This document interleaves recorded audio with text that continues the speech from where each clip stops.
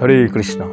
শুধু ভক্তমণ্ডলী, আজকে আপনাদের জানাবো ইসকন সম্পর্কে কিছু ভবিষ্যৎবাণী, যেগুলো ছিল প্রভুপাদ দিয়েছিলেন এবং ভক্তিবিনোদ ঠাকুর দিয়েছেন, ভক্তি সিদ্ধান্ত সরস্বতী ঠাকুর দিয়েছেন।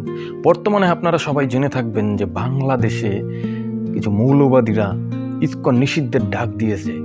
তারা আইনিভাবে মামলা করেছিল যে ইসকন জঙ্গি সংগঠন, কিন্তু আইন, আদালত, সুপ্রিম কোর্ট সেগুলো খারিজ করে দিয়েছে। তারা বিভিন্ন অনুসন্ধান করে দেখছে যে ইসকন কোনো জঙ্গি সংগঠন নয়। ইসকন একটি সেবামূলক ধর্মীয় সংগঠন। এটি সবার সেবা করে, সবার কল্যাণ করে। তো ছিল প্রভুপাদ ইসকন সম্পর্কে ভবিষ্যৎবাণী দিয়েছিলেন আজ থেকে 50 বছর আগে। ছিল প্রভুপাদকে তার এক শিষ্য প্রশ্ন করেছিল, না হে প্রভুপাদ, ইসকন কি কেউ ধ্বংস করতে পারবে? ইসকন কিভাবে ধ্বংস হবে? তখন শিল প্রভুপাদ বলেছে, ইসকন 10,000 বছর রাজত্ব করবে, 10,000 বছর ইসকন এই পৃথিবীর বুকে থাকবে, এবং ইসকনকে বাইরের কোনো জাতি, কোনো অসুর, কেউ বাইরের, এই সংগঠনের বাইরের কেউ ইসকনকে ধ্বংস করতে পারবে না।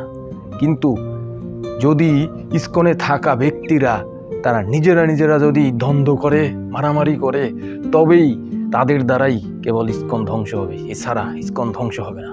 ছিল ভক্তিবিনোদ ঠাকুর, ছিল ভক্তি সিদ্ধান্ত সরস্বতী ঠাকুরের পিতা। শ্রী ভক্তিবিনোদ ঠাকুর ভবিষ্যৎবাণী দিয়েছেন, এমন একদিন আসবে যেদিন সারা পৃথিবীতে সবাই হরিনাম করবে, সবাই জয়ের নিশানা উড্ডীয়মান করে বলবে, জয় সচিনন্দন গৌর হরি, জয় সচিনন্দন গৌর হরি। আজকে আমরা সেটা দেখতে পাচ্ছি। এমন কোনো দেশ নাই যেখানে ইসকন নাই। পৃথিবীর প্রায় 158টির অধিক দেশে ইসকন হরে কৃষ্ণ মহামন্ত্র প্রচার করছে। তাই আমরা দেখতে পাই যে ইসকনে তারা যে কালিমা লিপ্ত করতে চাচ্ছে, ইসকন জঙ্গি সংগঠন। ইসকন যদি জঙ্গি সংগঠন হতো, তাহলে আমেরিকা সহ, ইউরোপ সহ পৃথিবীর বিভিন্ন উন্নত মানের দেশে এটি রাষ্ট্রীয়ভাবে রেজিস্ট্রি করা থাকতো না এবং তারা ধর্ম প্রচার করতে পারতো না।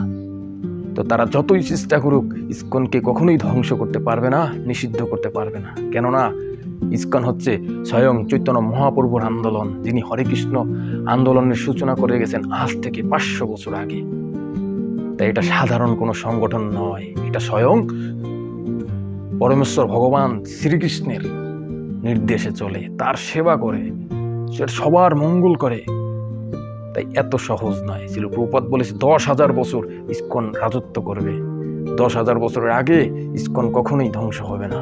আর এটা অন্য জাতি, অন্য কোনো অসুর বা অন্য কোনো ধর্মের কেউ এটাকে ধ্বংস করতে পারবে না। কেবল ইসকনে থাকা সদস্যরা যদি নিজেরা দ্বন্দ্ব করে, নিজেরা মারামারি করে, তবেই ইসকন ধ্বংস হবে। তো ইসকনকে ধ্বংস করা এত সহজ না।